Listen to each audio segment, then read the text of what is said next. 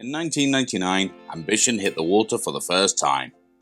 In those days, people were still tucking into Findus Crispy Pancakes, writing their name in Alphabetti Spaghetti, and nobody had a Scooby what an avocado was. In fact, I don't think they'd even been invented. Have Ambition's dining rooms changed with the times, or are they still serving up fried bread and Fray Bentos? Here, ladies and gentlemen, we go.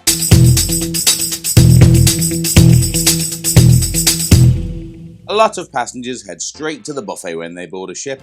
When I boarded Ambition at Not London Terminal, a dude flying the purple flag said, "Go down there and up to deck 11 for lunch," in a way that seemed like it was more of an order than helpful advice.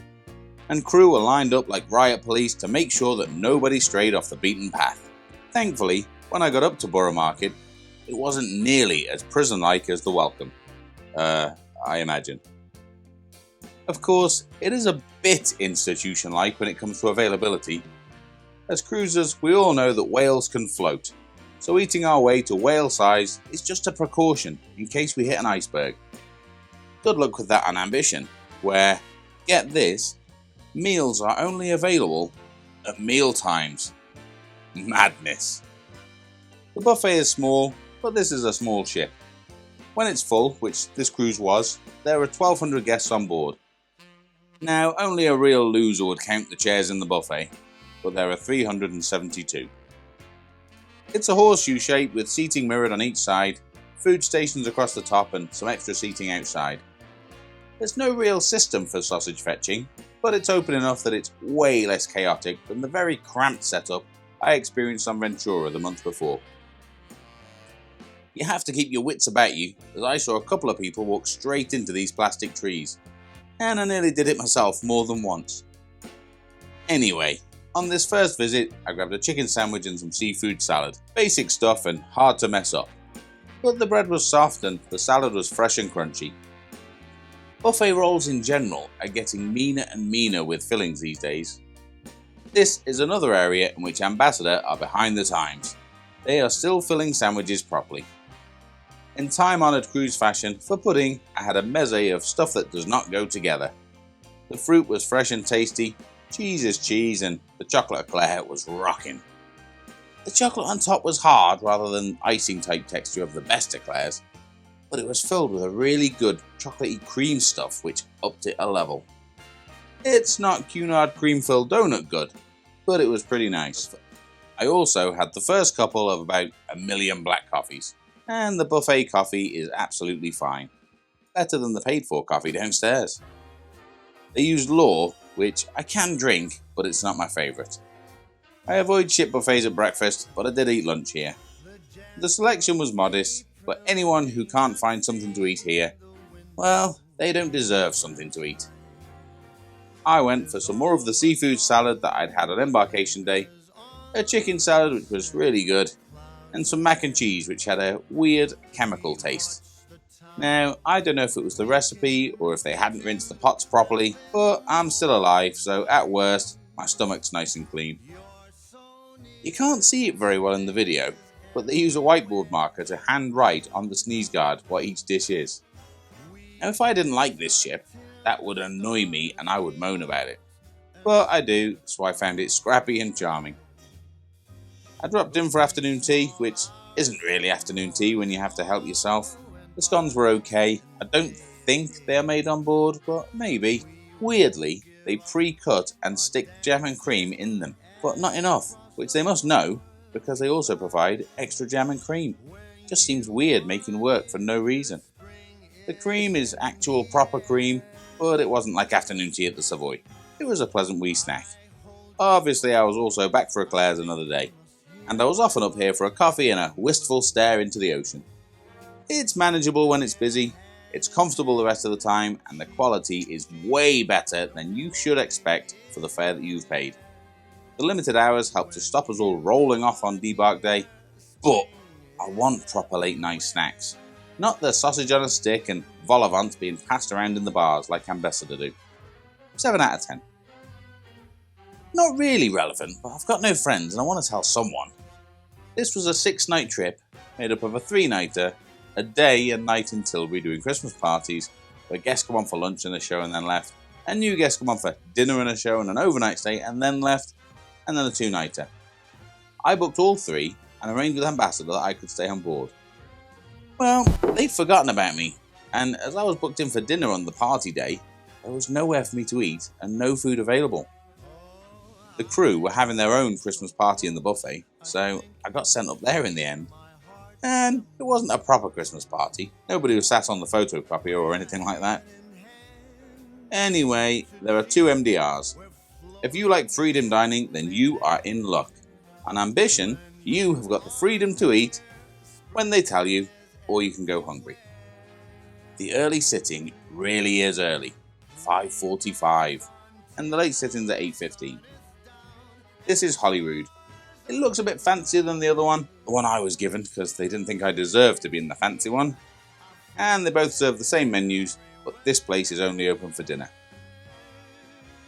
This is the Buckingham restaurant, big and bright and airy, and the staff are absolutely rocking. There's obviously some kind of trick to knowing every guest by name. I don't think I ever told them mine, but they all still knew and they said it quite naturally. And trick or not, I like being made a fuss of. If you, like me, prefer to avoid buffet chaos at breakfast time, you can drop in here for a buffet. One minor improvement would be that when seating guests for breakfast, they actually told you that it's a buffet. On day one, I sat there for about 5 hours waiting for a menu before I realised, and I told others doing the same every morning after that. Keeping with tradition, it's almost all shared tables. So if that bothers you, well, grow up. At lunchtime, it's half buffet, half dining room. You queue up for your soup and salad, you choose a main from the menu, and then you help yourself to pudding. Dinner time is a big deal on all cruise ships. More so on Ambition than most, as it's pretty much the start of the stuff. There is not much going on during the day. My table mates on here for the first 3 nights were a travel agent, a lad. I think these two had a little romance. 2 older solo gents, one of whom thought it was very important that everyone knew he was going on a beer tasting excursion, and 2 older ladies from the generic north who had met and become friends on a previous Ambassador cruise. Now, they bring the following day's menu out if anyone has dietary requirements. And one of these ladies made a bit of a song and dance about an allergy.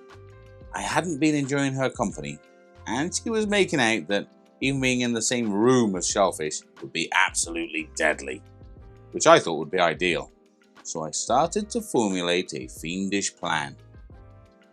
On night 1 I had a salmon tartare, chicken soup, a herby chicken thing and some cheese and biscuits.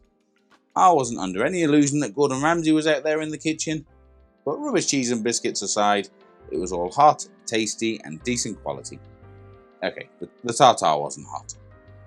Night 2 was formal night, and the first of 3 times when I had exactly the same selection from exactly the same Christmas party menu. Seafood gratin, beef consommé, turkey, obs, and baked Alaska. My attempted murder plan fell apart at the first hurdle, when the woman I didn't like rode back to, as long as I don't touch it. But actually, she was okay. I think she was just a bit lonely and eager to make friends, that's all. It's easy to forget that some people don't have things as easy, and I sometimes need to remind myself not to be horrible just for laughs.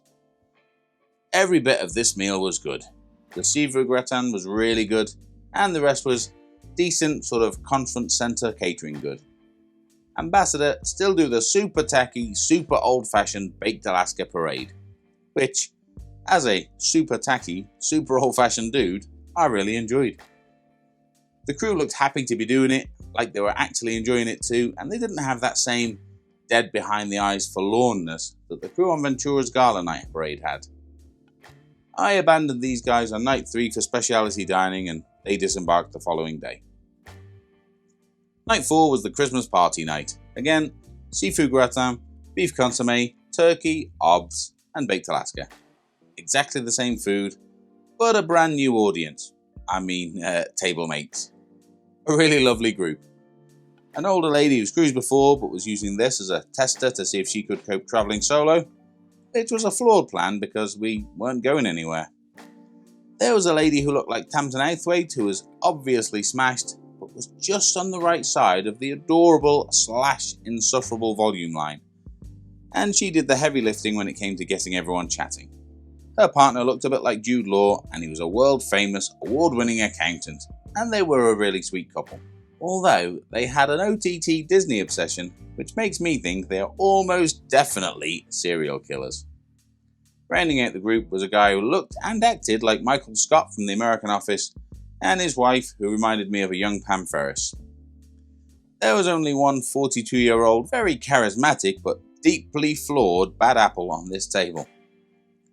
The other guests were all really nice, and I enjoyed the rest of the evening with them. Night 5 was speciality dining again, so I didn't meet my third set of table mates until the last night. There were 6 of us again. The rest were all older ladies and gents, and they were all good company. I could have been tricked into thinking that, because they all focus on asking me questions and making the right noises at my answers. There was a South African lady who did not like me doing the voice, and in a remarkable demonstration of how I'm growing as a human being, I just stopped doing it. There was another dude travelling solo who also said that he was South African, despite obviously being Indian. He was an accountant too. Ambassadors' low fares obviously attract people who know what they're doing with their money. 3rd seafood gratin, 3rd beef consommé, 3rd turkey, obs, and 3rd baked Alaska. 3rd time I enjoyed it too. The included dining on Ambition is good. Not just good for the price, actually good. Definitely better than P&O. I mean, the puddings are nice. MDR's 8 out of 10. If you like my cabin reviews, then you'll love this. Saffron is the pay extra Indian restaurant. Here it is. I don't like Indian food. Try Travelling Lights review. Dining under the stars is Ambition's crack at doing fancy. There's one quite big issue. It's indoors under a metal roof.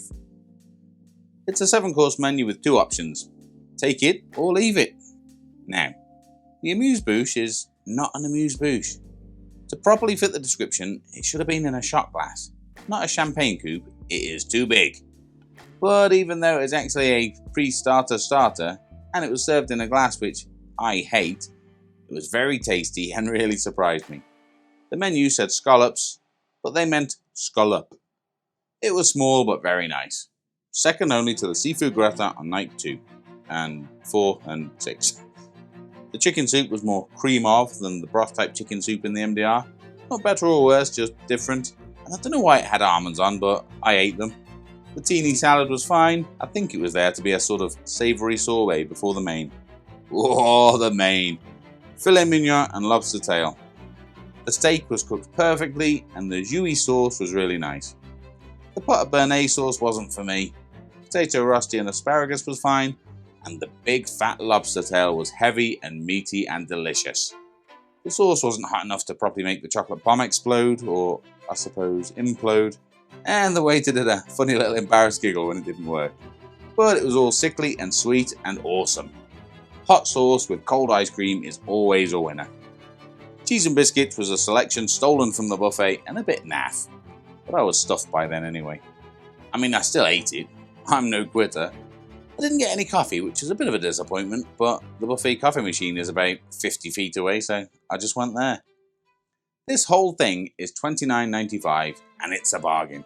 Would recommend to a friend, if I had one. 9 out of 10. Lupino's is another speciality dining option. Mildly confusing, it's also where dining under the not stars is. But it's a different menu. Again, largely take it or leave it, but you do get to choose your main this time. 5 out of 10. I'm not really deep diving al fresco grill. It's pizza made on bought-in bases, no burgers, no hot dogs, no fries. But better salad and hot bits and bobs than most, and it's snacks not meals. 5 out of 10. Proper late night snacks aside, the included dining on Ambition is pretty good. When you factor in the price, it's actually bordering on great. It's not fancy, it's probably what you'd describe as hearty or honest, but the surroundings are pleasant, the staff are awesome, and the quality is good. Not the sausages are bloody awful, but everything else. The speciality dining is at worst okay, and at best blinking brilliant. And it's only discipline and no midnight burgers that stop me rolling off in Tilbury like a space hopper. Dining on ambition, done.